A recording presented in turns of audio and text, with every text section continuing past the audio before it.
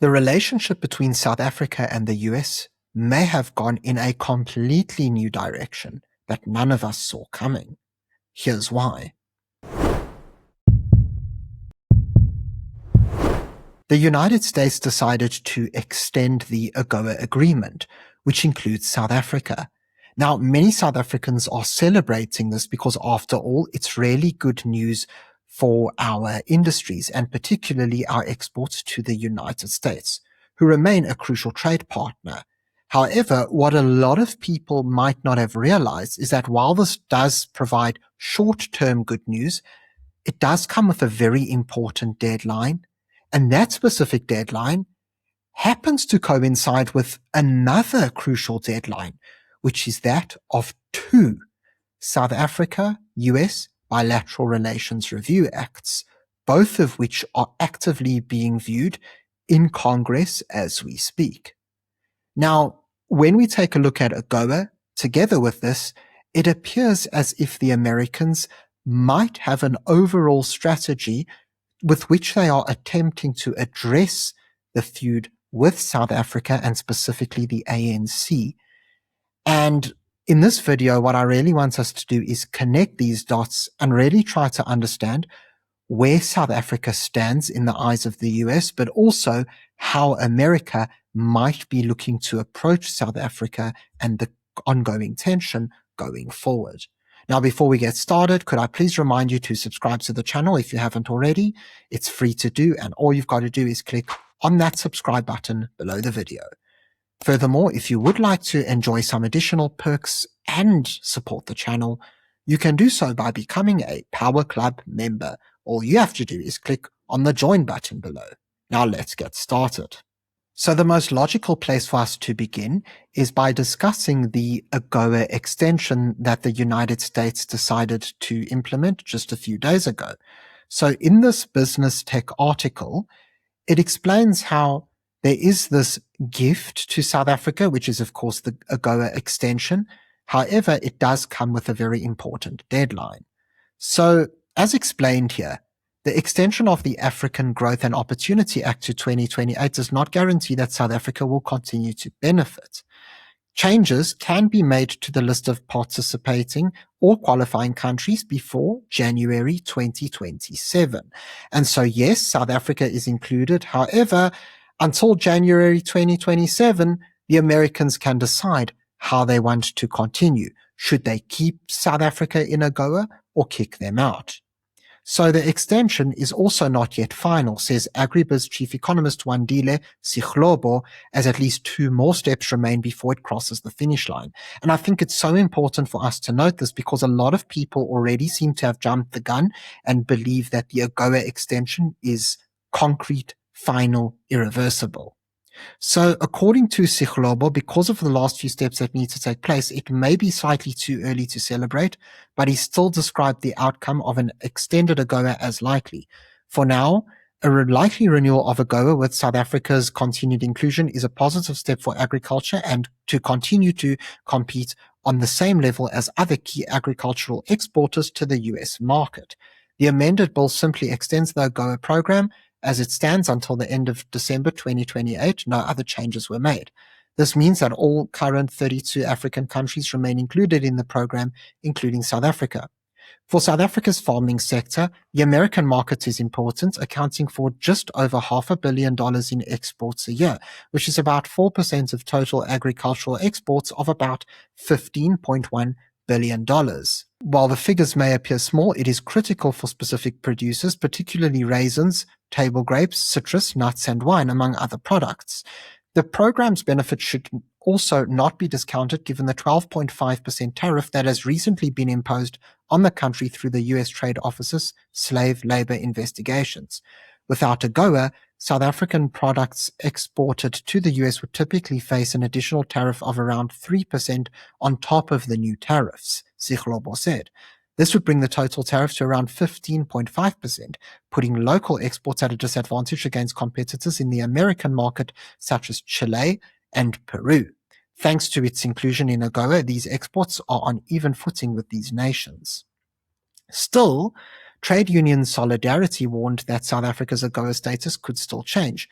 AGOA allows the White House to revise the list of beneficiary countries annually, and it remains possible that President Trump could adjust the current list of 32 participating countries before next year. This would have to take place before January 2027.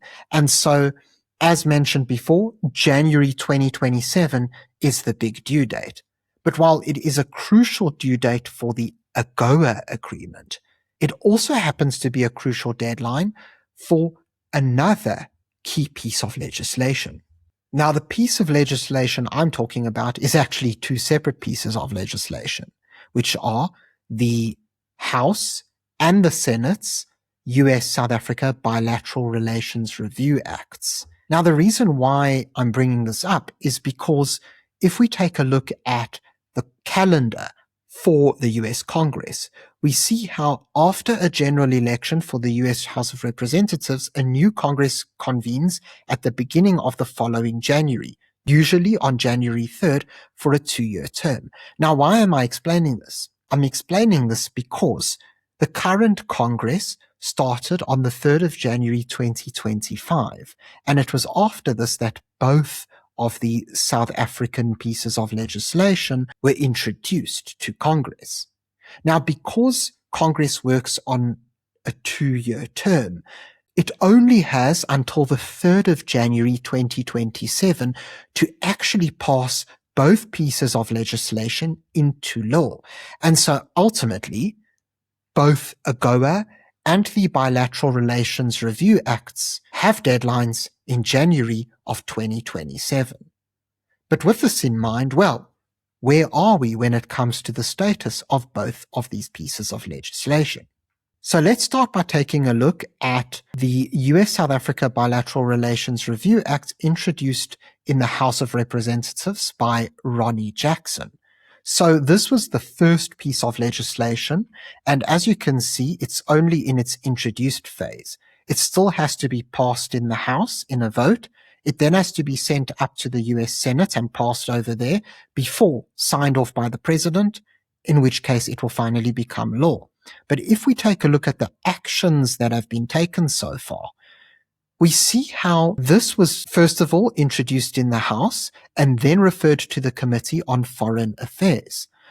Once it was sent to the Committee on Foreign Affairs, there was a vote which actually saw it approved by the committee with 34 yeas and 13 nays. And so it has proceeded to the House of Representatives. However, no vote has taken place as of yet. And as we can see, time is running out. It's now time for us to take a look at the second piece of legislation, also to do with the Bilateral Relations Review Act. However, this was a supporting bill in the US Senate introduced by Senator John Kennedy. And if we take a look at this piece of legislation, again, it follows the same timetable. It has to be introduced. Once it's passed by the Senate, it's sent to the House. And if passed by the House, the president signs it into law. And of course, it becomes part of law. But if we take a look at the actions with regards to Kennedy's bill, well, it's only been read twice and referred to the Committee of Foreign Relations. And so ultimately, both bills seem to be in limbo. Now, if we take a look at everything that we've just read, well, it seems like pretty good news for South Africa. We're not kicked out of AGOA yet, and it seems as if the Bilateral Relations Review Acts might not pass in time for the next term of Congress. Although I do want us to mention that the Bilateral Relations Review Acts are not bad for South Africa. I would argue that they're actually pretty good because what they are actually aimed at is sanctioning ANC politicians who are at fault for the deterioration in relations. And of course, this is due to many acts, not only when it comes to attacks against the US, but also support for the likes of the Russians and Hamas, who of course committed the October 7th atrocities. And we also know that America is angry with the ANC for taking Israel to the ICJ. And so ultimately, while AGOA inclusion is of course very good for South Africa, and we should certainly hope it remains that way, I don't think people should be upset when it comes to the Bilateral Relations Review Act, because that is not to the detriment of South Africa. It's rather to the good of South Africa because it targets the ANC. However, it seems at this stage as if both acts are not going to be passed into law if things continue as they stand, whereas AGOA might persist. And although people might think, well, clearly America is just ignoring South Africa or they've decided to chicken out, I don't think this is necessarily true. You see, what the Trump administration might have realized is that, first of all, they've got many issues across the world to worry about. And of course, Iran and some of the regime changes in Venezuela and Cuba might be at the top of the list. And this is understandable. But furthermore, they may have realized that the ANC is pretty much collapsing in front of our very eyes. We see how they struggled in the 2024 election, and they seem to be completely collapsing when it comes to the current polling in this specific election on November the 4th. And what's really interesting to see is how not only are the ANC in decline, but the main place where they are in terminal decline is the major urban metros, particularly when it comes to Gauteng, so Johannesburg, Pretoria, and Ekurhuleni, and of course places like Cape Town and even eThekwini, Durban.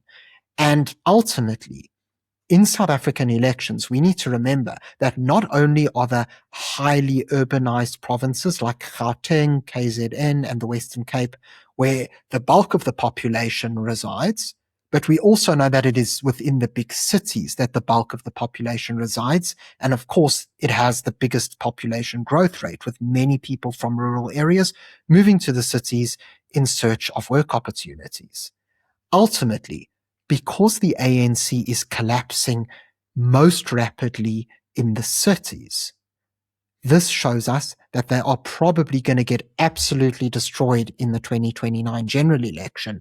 And of course, America might realize that this is the case. And so by not pursuing the Bilateral Relations Review Acts, they might have decided, well, you know what? Why bother, having a fight against the ANC when they're actually on their way out anyway? Furthermore, I think that there's a bit of optimism to be had when it comes to AGOA, because what the United States might be saying is, you know what? We don't want to punish the whole of South Africa because of something the ANC is doing. And we also realize that if we take a look at a lot of the polling, it seems that the parties that are on the road up are parties such as the DA, the Freedom Front Plus, potentially the IFP, and some of the other centrist or right-leaning parties. And so ultimately, if these parties form the next government of South Africa, even if they do need the ANC to a small extent, well, guess what? They'll be a lot friendlier to America. And so, rather than counting South Africa out and punishing them, maybe we just need to play the long game. Ultimately, this could be very good news, both for America and South Africa. Thank you very much for tuning into this video. If you enjoyed it, please remember to subscribe to the channel for more content, and drop a like on the video and let me know in the comments section below. What do you make of America's approach to South Africa? Curious to hear your thoughts. Until next time, I'm Matthew Cohen, and this is the Power Pod.